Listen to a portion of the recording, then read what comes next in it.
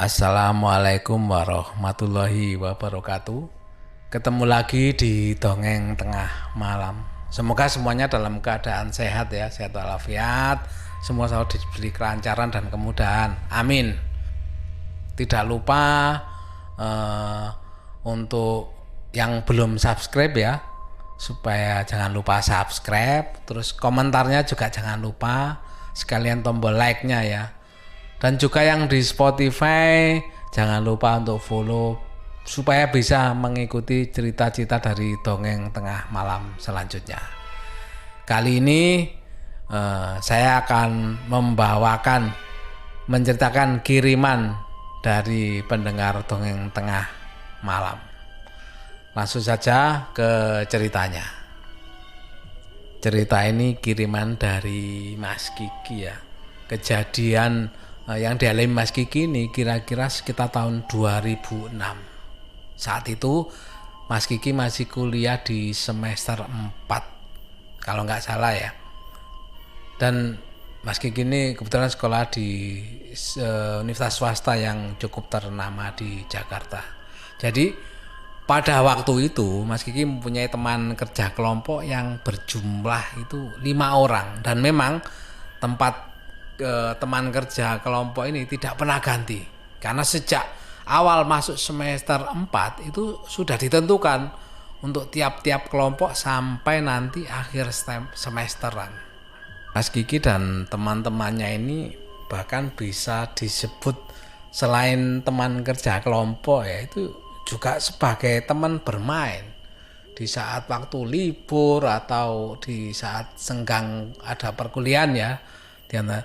Sebut saja 4 orang dari teman-temannya ini adalah Rio, Dinda, Dimas, dan Lingling. Itu maaf nama samaran semua ya. Kalau menyebut namanya langsung nggak enak nanti, karena ini kan kejadian atau pengalaman yang benar-benar terjadi dan dialami sama Mas Kiki dan kelompoknya ini.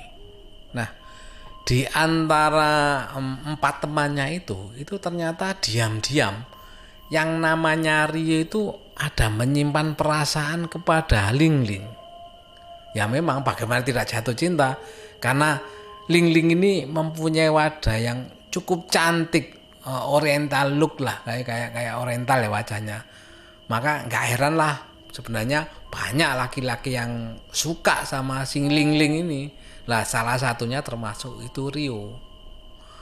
Pada saat itu Mas Kiki ini memang sedang berpacaran dengan yang namanya Dinda. Nah ini kan satu kelompok lah, kebetulan mungkin si Rio sama Lingling ini kan satu kelompok juga. Barangkali menurut Rio kalau dia pacaran sama Lingling kan kompak gitu loh. Jadi 4 berteman ini jadi kompak karena apa? Masing-masing kan pasangan jadinya. Walaupun sebenarnya kan ada Dimas, tapi Dimas ini orangnya netral, maksudnya orangnya itu nggak terlalu enak gitu loh dalam kelompok itu. Jadi kalau Dimas nggak ada sama sekali, ya masalahnya hanya di Rio ini aja. Hari-hari kami selama berteman ya dalam kelompok itu 5 orang termasuk Mas Kiki nih, sebenarnya seperti mahasiswa pada umumnya tidak ada hal-hal yang aneh.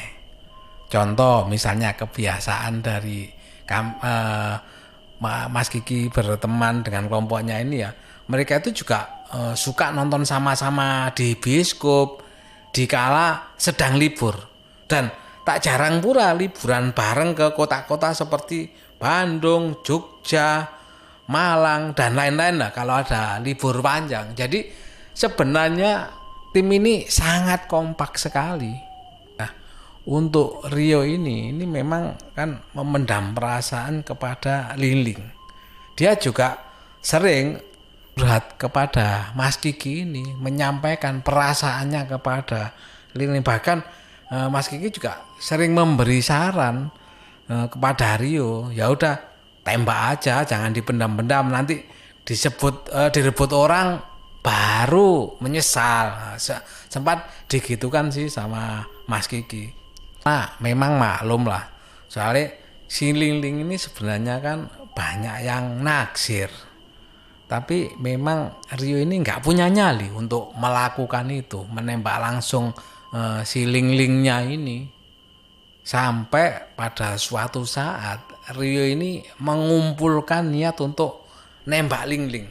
Jadi pada saat acara ultahnya si Ling-Ling, dan memang pada saat itu ada acara ultah diadakan di rumahnya Ling-Ling. Dan tentu saja banyak sekali teman-teman yang di kampus ya, dan di luar kampus itu yang diundang Ling-Ling. Pernah ada undangan dari Ling-Ling, Mas Ki ini datang bersama pacarnya ke ultahnya Ling-Ling ini. Sesampainya di rumahnya Ling-Ling, Mas Kiki ini melihat ada Rio. Dimas tiba lebih awal sebenarnya.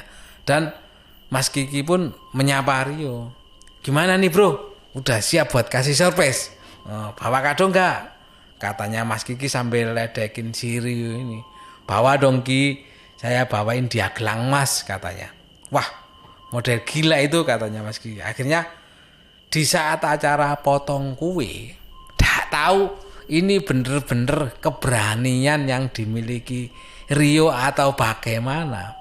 Tiba-tiba pada waktu motong kue itu, Rio maju ke depan dan menyuruh kita semua para tamu ya, untuk dia diam sebentar.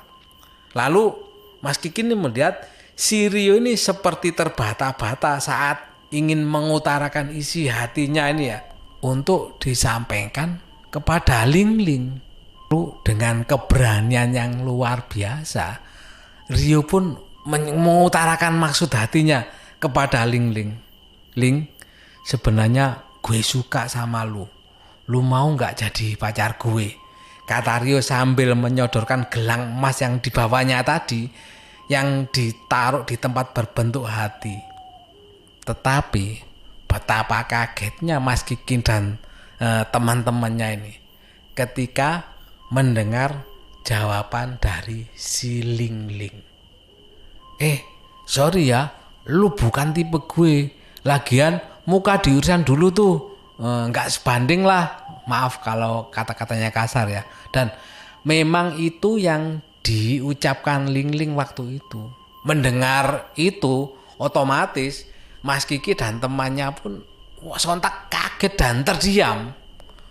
Shock lah mendengar jawaban dari si Ling-Ling seperti itu. Kok ya dianggap kasar ya, sekasar itulah.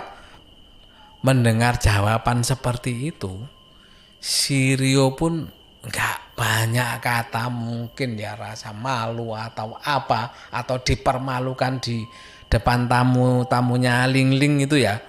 Rio pun langsung meninggalkan tempat itu, maksud acara pestanya si Ling-Ling ini. Suasana pesta pun otomatis bisa dibayangkan ya, apalagi Mas Kiki dan teman-temannya kan merasa sangat canggung sekali dengan apa yang dilihat dan didengar pada waktu itu. Betapa bisa merasakan lah, tentu saja Mas Kiki ini bisa merasakan perasaan yang dialami sama temennya Rio tadi. Setelah 3 hari berlalu dari kejadian yang ada di rumahnya Ling-Ling, tepatnya hari Senin ya, Mas Kiki dan teman-teman semuanya kembali ke kampus karena memang kan ada jadwal. Tetapi Mas Kiki ini tidak melihat Rio, dan ditelepon berkali-kali, HP-nya pun nggak aktif.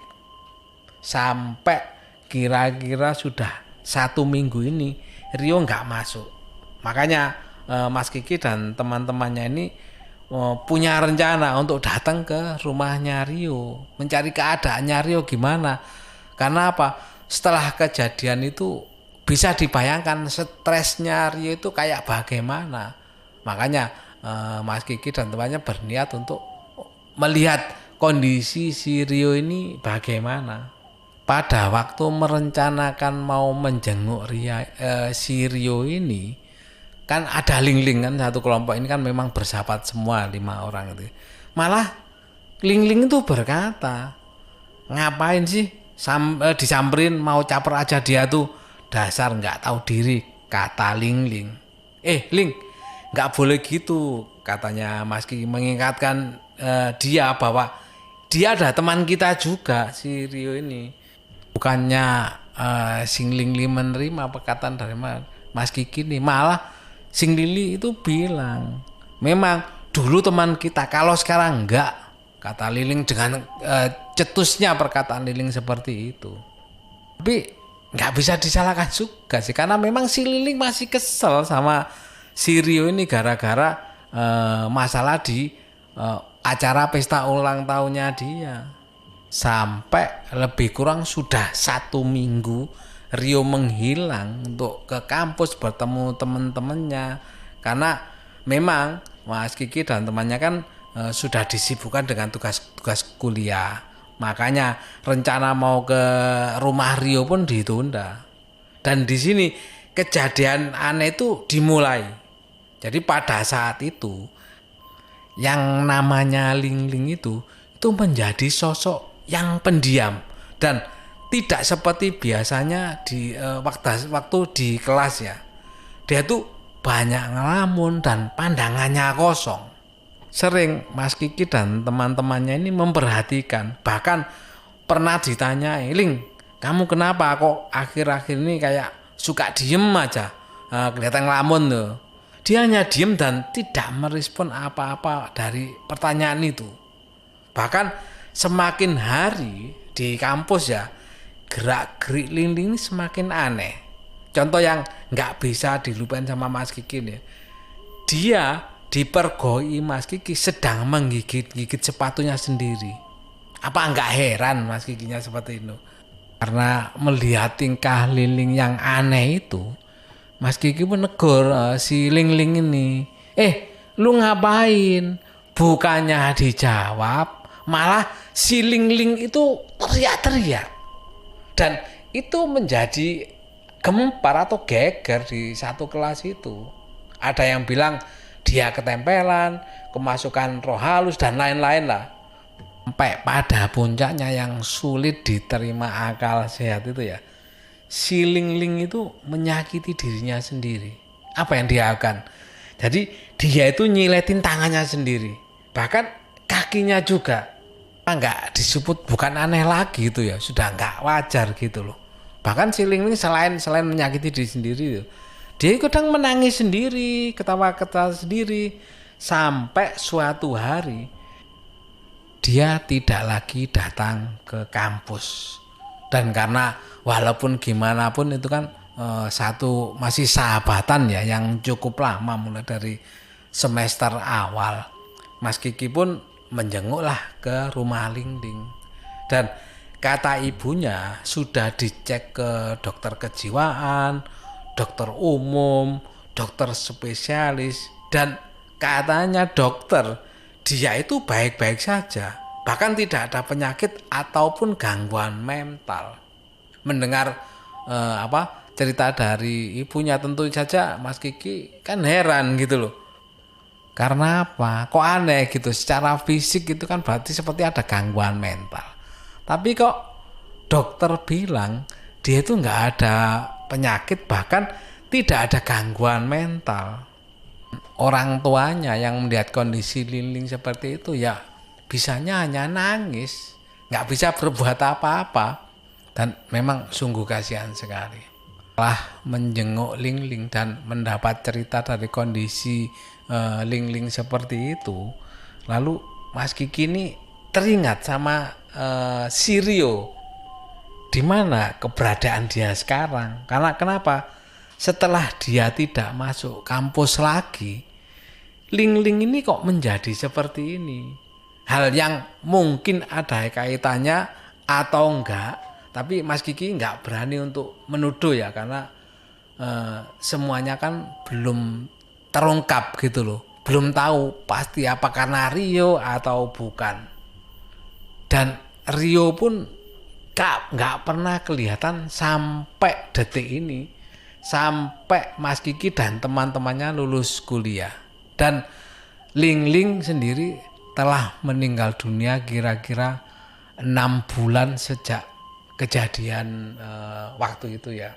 Tapi di sini mungkin menurut Mas Kiki ya, mungkin kita bisa mengambil hikmahnya di balik semua itu. Nggak tahu, Tadi Mas Kiki juga nggak bisa bilang itu ada berhubungan atau enggak, tapi dari cerita itu menunjukkan bahwa setelah ada kejadian mempermalukan Tio dan sebagainya, ini nggak tahu berhubungan atau tidak, nanti silakan mungkin pendengar bisa komentar di bawah menyampaikan sebenarnya nggak tahu kuncinya itu sakitnya Liling ini di mana masih misteri. Itu tadi cerita kiriman dari Mas Kiki. Ini kisah nyata yang dilihat kesaksian dari Mas Kiki ya. Mungkin hanya bisa diambil hikmahnya saja.